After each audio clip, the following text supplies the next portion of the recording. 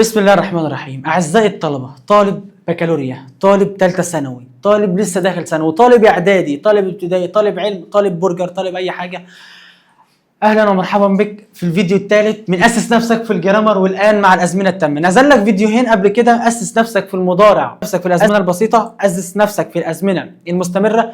شرحناهم كلهم، أسسناهم كويس، بنينا الأساس كويس وحلينا عليهم. اهلا ومرحبا بك في الازمنه التامه في الفيديو الثالث. يلا بينا نبدا. وهنبدا الفيديو بتاعنا النهارده ان شاء الله باذن الله بالبريزنت بيرفكت، بالمضارع التام.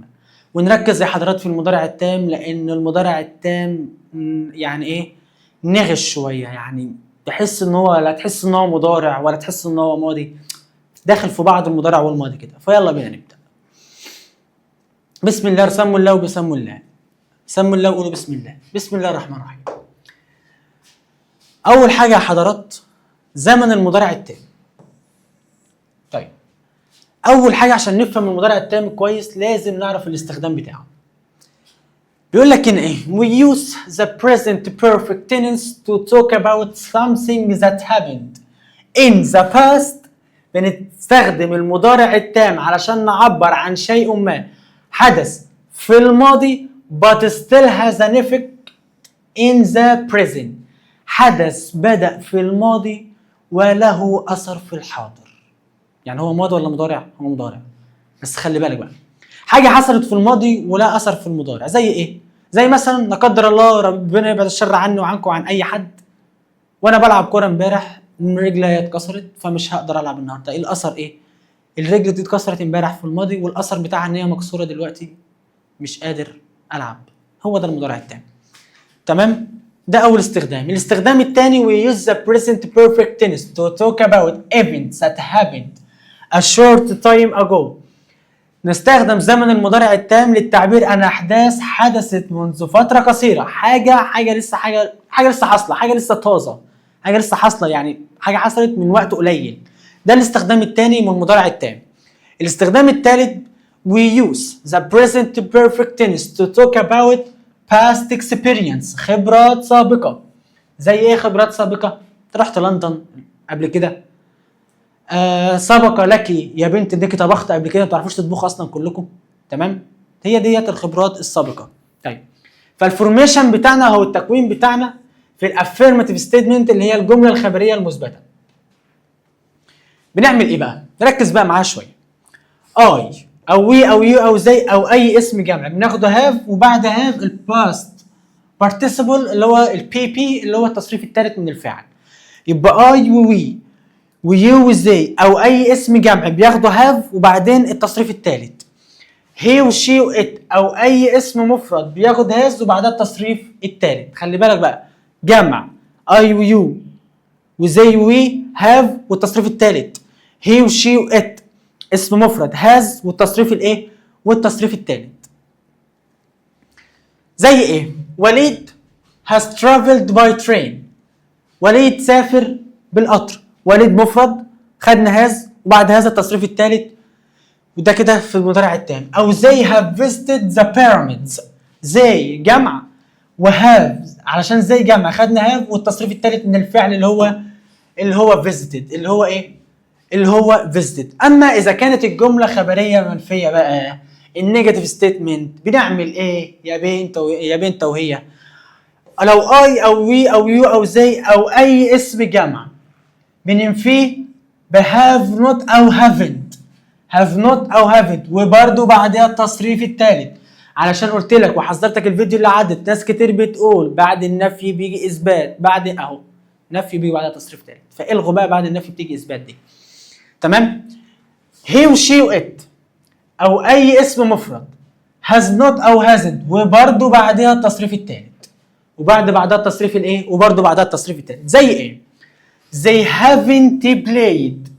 زي جمع خدنا haven't وبعدين التصريف الثالث تنس بيفور، ما لعبوش تنس قبل كده. او I haven't traveled to Luxor. ما سافرتش لوكسور قبل كده. I بياخد haven't نفي وبعدين traveled اللي هو التصريف الثالث.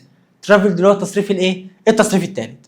بعد كده الجمله الاستفهاميه، لو والله يا مستر لو هي بهل بنجيب have او has. have ديت لو الفاعل جمع وهاز لو الفاعل ده مفرد، لو الفاعل مفرد. وبعدين التصريف الثالث ونكمل الجمله بتاعنا. هاف او هاز فاعل والتصريف الثالث. هنا زي جمع، خدنا هاف وجبنا التصريف الثالث من سي اللي هو سين. هاف زي سين، هاف زي سين ذا ماتش. والله لو هم شافوا المباراه هنقول يس زي هاف، ولو نو زي هاف، لان نو طبعا لازم يجي بعدها نفي. نو لازم يجي بعدها ايه؟ لازم يجي بعدها نفي. تمام؟ فده كده السؤال بهل بتاعنا. اما لو جبت السؤال بأداة استفهام او بكلمة استفهام، بنجيب كلمة الاستفهام الاول وبعدين هاف او هاز. زي ما قلت لك هقولها لك تاني، هاف لو كانت جمع، هاز لو كانت مفرد. ده لو الفاعل جمع او مفرد، وبعدين التصريف الثالث، وبعدين التصريف الايه؟ وبعدين التصريف الثالث من الفعل. زي ايه؟ where have they been؟ ما راحوا فين؟ هم فين دلوقتي؟ زي جمع، خدنا هاف والتصريف الثالث من بي. خلي بالك ده المصدر من بي، ده المصدر من بي، المصدر من بي اللي هو اما واذا وار بين. تمام؟ وخدنا ادوات اسمها ايه؟ اداه الاستفهام اللي هي وين. they have been to England، راحوا انجلترا ورجعوا تاني. they have been to England. they جمع، خدنا have والتصريف الثالث. خلاص؟ طيب الكي ادفيربس بقى، الكلمات الداله. الكلمات الداله بتاعت المضارع التام just already since for ever never yet recently lately up to now up till now. ديت اشهر الكلمات، دي الكلمات الداله واشهرهم اهي. already بالفعل، وجاست حالا، ونيفر ابدا، وايفر من قبل، ويت حتى الان. ويت حتى الان. بص بقى المضارع التام ده بيجي في مناهج الثانويه العامه على طول، وعلى طول ممكن في منهج اولى ثانوي ومنهج ثالثه ثانوي ومنهج ثالثه اعدادي. اول جرامر في ثالثه اعدادي هو المضارع التام في الترم الاول. فلازم نعرف استخدام الكلمات الداله ديت واشهرهم. لازم نعرف ان احنا بنستخدم كلمه اوريدي في الجمله المثبته. اول حاجه كلمه اوريدي في الجمله المثبته يعني ايه؟ I have already visited، بين have وهاز والتصريف الثالث او في نهايه الجمله. صح. the museum 3 times، انا بالفعل زرت المتحف 3 مرات. فاوريدي جايه في جمله مثبته مش جايه في جمله منفيه اهي. تمام؟ ديت اوريدي بتيجي في جمله مثبته بين have وهاز، بين have وهاز والتصريف الثالث او في نهايه الجمله المثبته. الاثنين صح. اما بالنسبه لكلمه just للتحدث عن الماضي القريب، حاجه لسه طازه، حاجه لسه حاصله في فتره وجيزه. زي ايه؟ زي we have just bought a new car، انا لسه حالا شاري عربيه. مش انا والله، هما، نحن. يا ريت يا رب، يا رب كده نروح اسمها براند البشوات. يعني ادعوا لي كده ان انا اروح براند البشوات اجيب عربيه من هناك. فهما we have just bought a new car، لسه شارين عربيه دلوقتي. تمام؟ طيب بعد كده ديت استخدام just. استخدام بقى ever بتستخدم للسؤال. خلي بالك السؤال للسؤال ever في السؤال اذا كان الشيء تم فعله من قبل. بتستخدم على خبرات ايه؟ خبره. بتسال عن خبره سابقه، حاجه انت عملتها قبل كده. اقول لك ايه؟ have they ever visited the pyramids؟ هل سبق لكم ان انت زرتوا الاهرامات؟ حاجه حصلت، حاجه انت حصلت لك قبل كده. هل سبق لهم ان هم زاروا الاهرامات؟ زي خدت هاف لان الفاعل مفرد، وفيزيتد التصريف الثالث لان احنا في المضارع التام، وايفر في السؤال. تمام؟ اما نيفر، خلي بالك بقى ان نيفر في الجمله المنفيه لما تقول ان احنا ما عملناش حاجه قبل كده، ما عملناش، بننفي بنيفر. نيفر ديت نافي. زي ايه؟ برضه نيفر بتيجي فين موقعها في الجمله؟ بين هاف وهاز والتصريف الثالث. بين هاف وهاز والتصريف الثالث ما بينهم نيفر. زي كده he has never been to London، هذا اهي والتصريف الثالث اهو ونيفر اهي. بص اهي نيفر اهي. تمام؟ طيب اما يت تستخدم في النفي والاستفهام، تستخدم في نهايه الجمله المنفيه في السؤال بعد الاستفهام. تمام؟ في الاستفهام يعني. زي ايه؟ زي I haven't done my homework yet. I haven't done my homework yet. اوكي اهي في نهايه الجمله المنفيه او في نهايه السؤال. زي have you arrived at the restaurant yet، يا اما بنهاف في اخر الجمله. خلي بالكوا يت، فلو الجمله منفيه فاخرها يت، لان خلي الناس بتتلخبط بين اوريدي ويت. يت في نهايه الجمله المنفيه، اوريدي في نهايه الجمله المثبته. تمام؟ طيب هنا بقى بيقول لك ايه؟ عند استخدام نيفر في النفي لا نستخدم نوت. يعني ما ينفعش حاجه اسمها نوت نيفر، لان نفي اثبات، ما ينفعش. زي ايه؟ have you ever traveled abroad؟ هل سبق لك انك سافرت في الخارج قبل كده؟ قال له ايه؟ نو. حد هيقول لي يا مستر نو؟ قلت لنا انت في كل الكورسات وفي الفيديوهين اللي قبل كده قلت لنا نو عايزه نفي، ويا نوت يا ان ابوستروف تي، يبقى المفروض ده يا مستر تكون هافنت. المفروض تكون هافنت. اقول لك ماشي المفروض هافنت، بس خلي بالك هنا في نيفر، فما تنفعش هافنت. ما تنفعش ايه؟ ما تنفعش هافنت. نو اي هاف نيفر ترافلد ابرود. تمام؟ وكده اقدر اقول لك ان انا قومتك في المضارع التام. تمام؟ كده اقدر اقول لك ان انا في 10 دقائق قومتك في المضارع الايه؟ في المضارع التام. يلا بقى بينا نحل. طيب هنا بيقول لك ايه؟ have you not finished your work early؟ واهم خلي بالك اهم حاجه بيوقعك فيها في المضارع التام هي استخدام الكلمات الداله. استخدام الكلمات الداله، لازم نعرف استخدامات الكلمات الداله في المضارع التام كويس جدا. فهنا بيقول لك ايه؟ have you not finished your work early؟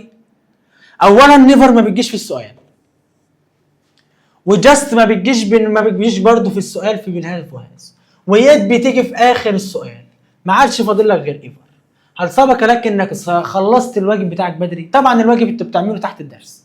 فهنا بيقول لك هل سبق لك ان انت خلصت الواجب بدري قبل كده؟ طبعا كلكم اجابتكم نو، لان انتوا بتعملوه وانتوا داخلين الحصه اصلا. طيب هنا بقى بيقول لك ايه؟ سبيس.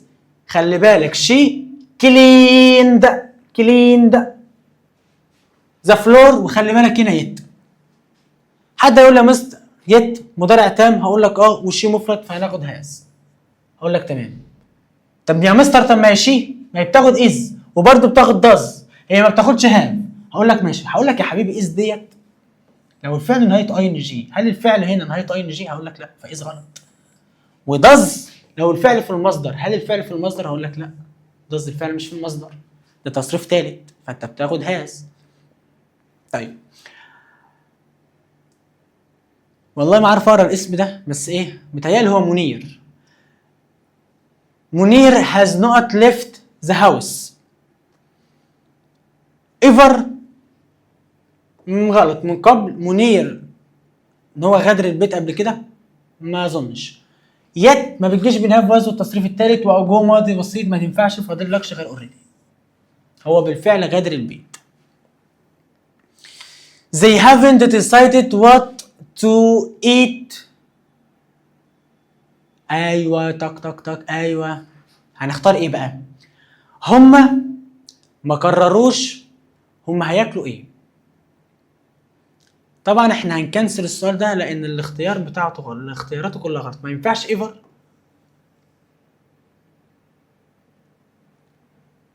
وما ينفعش جيت. هي اصلا المفروض يت، ويت هي الاجابه الصح. ايوه كده، هي المفروض اجابتك يت، لان في نهايه، لان هافنت اهي دي هافنت نفي، وهنيت هي اللي بتيجي في نهايه الجمله المنفيه، ونيفر غلط وجاست غلط. طيب بعد كده my father is on the way. ابويا فين؟ جاي في الطريق اهو. he not home yet. هو لسه ما وصلش.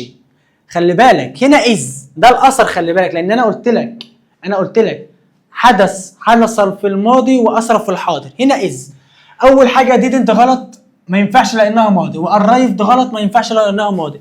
هي مفرد ولا جمع؟ مفرد، فاجابتك hasn't. they not to the cinema. تمام؟ زي ما بتاخدش هاز، ولازم قبل نيفر هاف او هاز، ومفيش بين نيفر على طول، فانت اجابتك هاف نيفر بين. بص بستبعد لك اهو.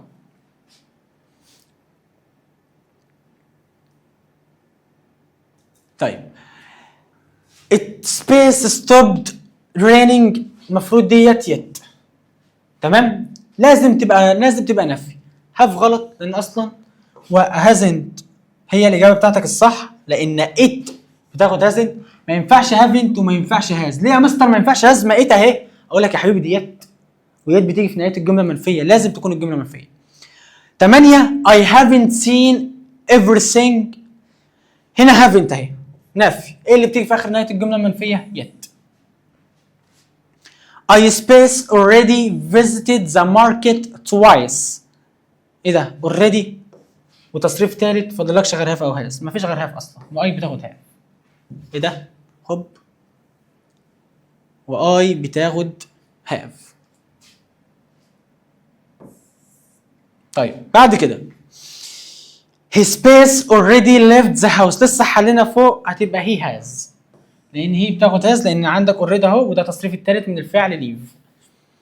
بعد كده I have not eaten my lunch، it غلط لانها بتيجي في نهايه السؤال ونهايه الجمله منفيه. for غلط، هي من المضارع التام برضه، بس انت ايه مش في التاسيس قوي.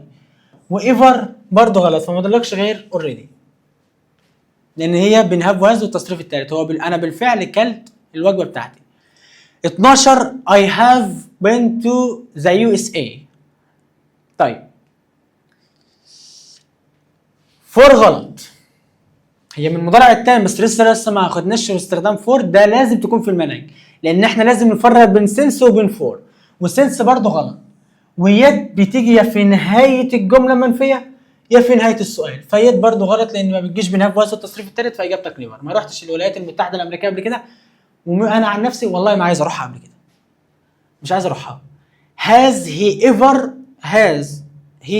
فين التصريف الثالث؟ التصريف الثالث اهو، have او has فاعل والتصريف الثالث. have you finished your homework yet؟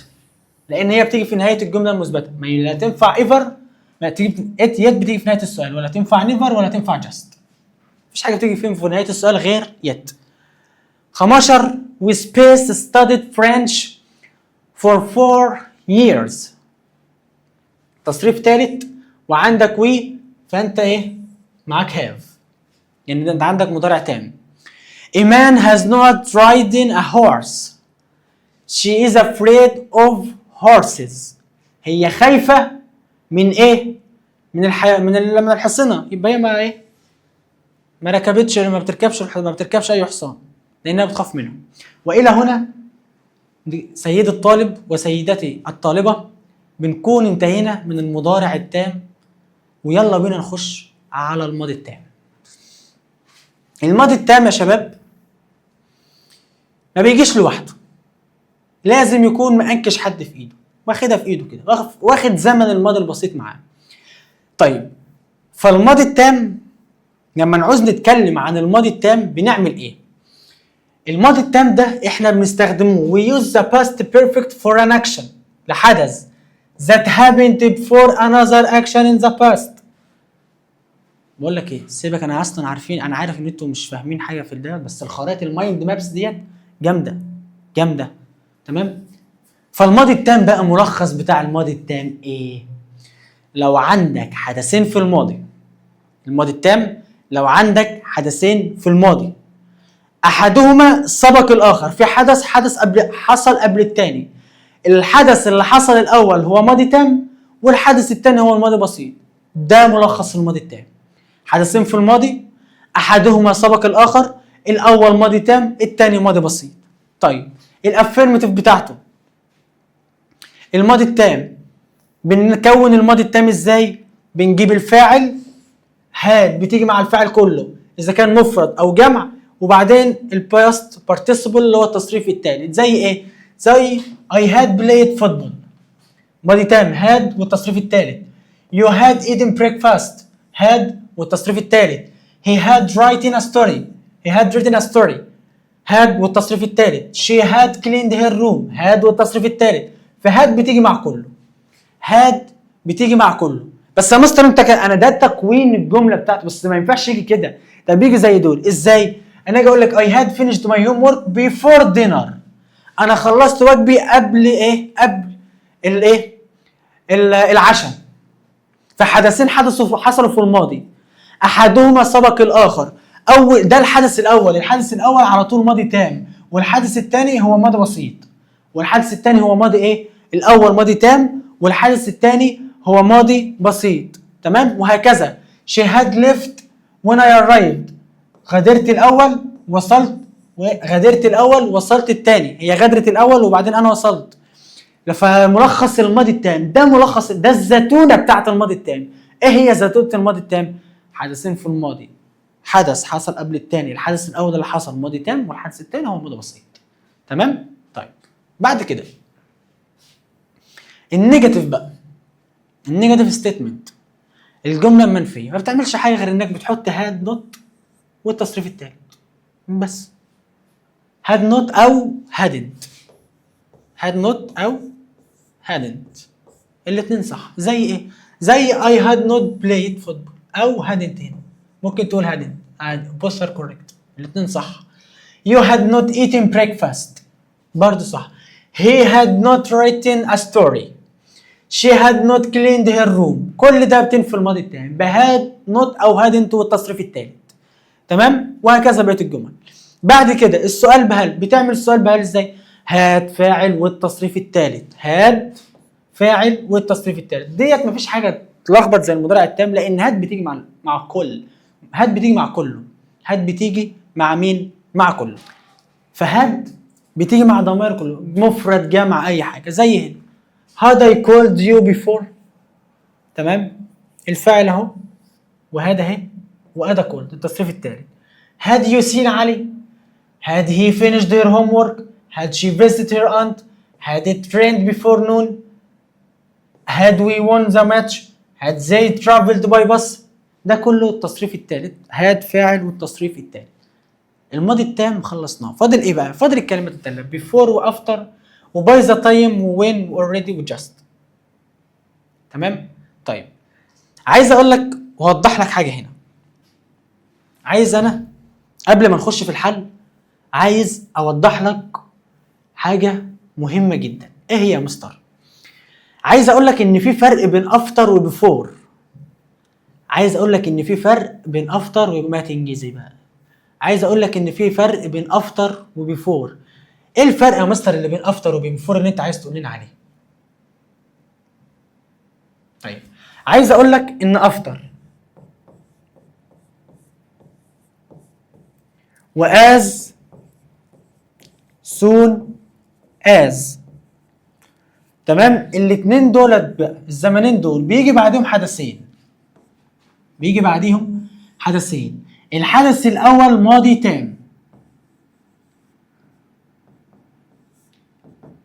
والماضي التام فاعل زائد هاد زائد التصريف الثالث. تمام؟ الحدث الثاني ماضي بسيط، الحدث الثاني ماضي بسيط وهو التصريف الثاني من الفعل. ده ماضي تام، وخلي بالك الماضي التام ده حدث لازم يكون الحدث الاول، والماضي البسيط هو الحدث الثاني.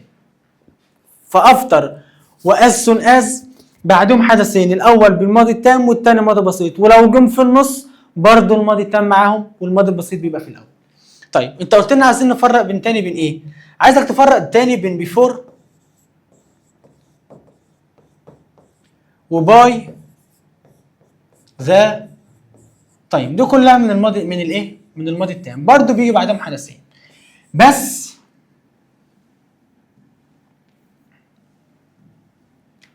الحدثين دولت الاول اللي بيجي بعديهم الحدث الثاني، والحدث الثاني بيكون في زمن الماضي البسيط، عكس فوق.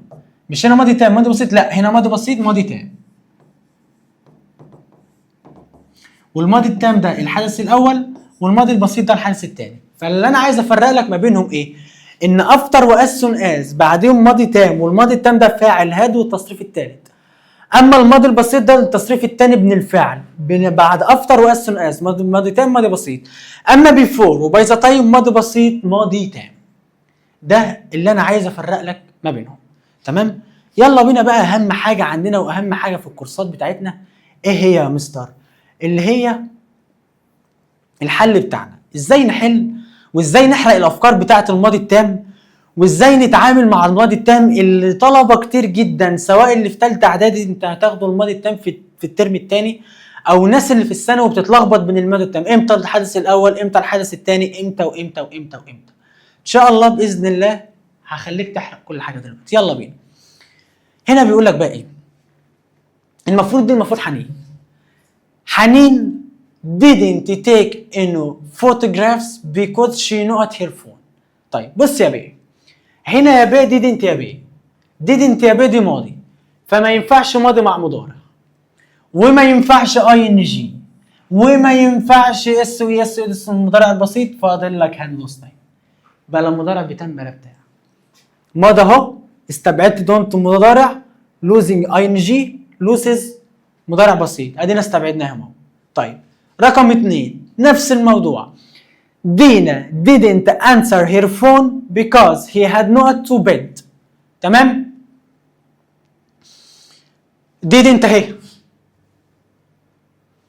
ماضي فجوز غلط، ادينا استبعدت لك جوز اهو. فاضل ايه بقى؟ فاكر اوريدي اللي في المضارع التام لما قلت لك بتيجي بين هاف وهاز والتصريف الثالث، هكذا اوريدي هنا بتيجي بين هاد والتصريف الثالث. اول حاجه جو دي مش تصريف ثالث فدي غلط. تمام؟ وهنا عكست، هاد جان اوريدي، لا غلط، ده هاد اوريدي جان. دي الاجابه الصح بتاعتك. طيب رقم 3 كريم won the table tennis game because he not played many times before.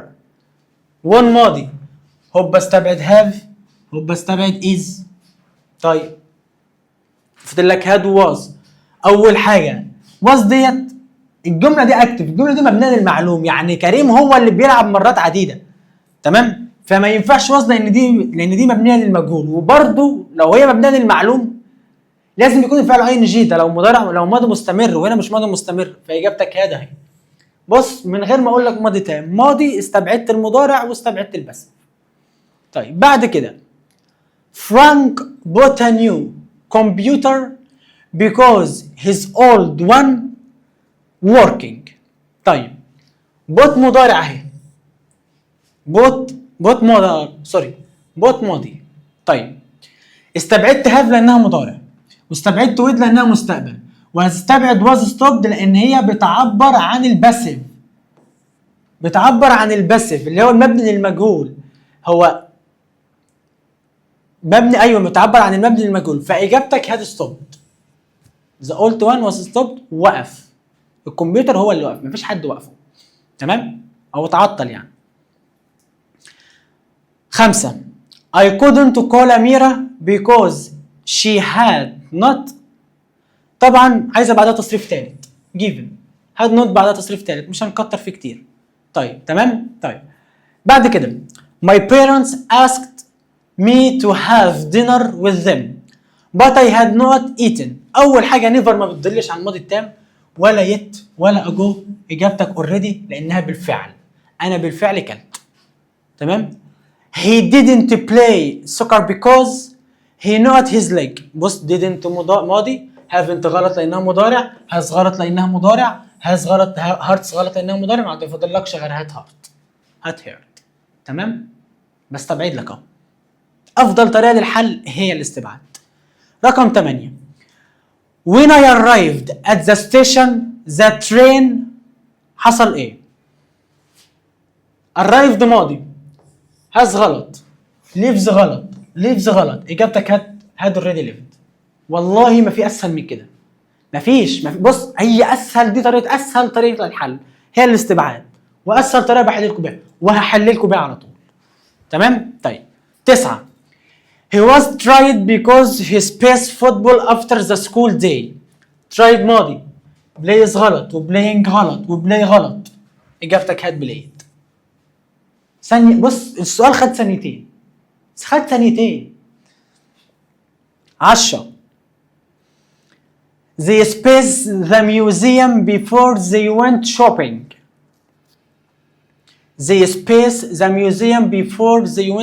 فاكر before يا حدث تاني، عايز حدث الاول، والحدث الاول ماضي التام. فين الماضي التام هنا؟ اهو.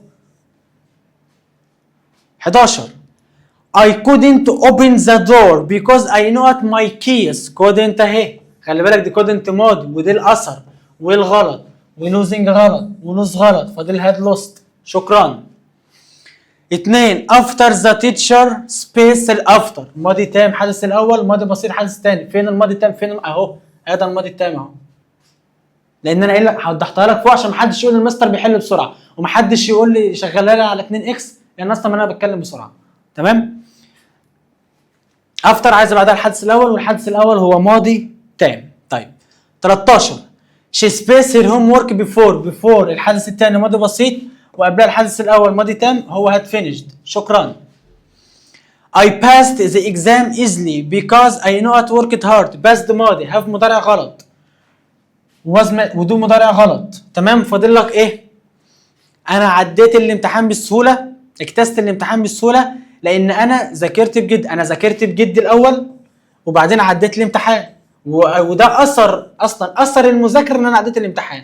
فهذا هو التصريف الاول. والى هنا سيداتي الافاضل احب اقول لك ان احنا انتهينا من الفيديو الثالث وهو الازمنه التامه. انتظرونا ان شاء الله باذن الله في الفيديو الجاي هعرفك المستقبل بيقول ايه. مش بتنبأ بعلم الغيب والله، بس هعرفك المستقبل فيه ايه ومستقبلك هيبقى عامل ازاي. ان شاء الله باذن الله القاكم في فيديو جديد وهو ازمنه المستقبل. وما تنساش اللايك والفولو والسبسكرايب. جود باي.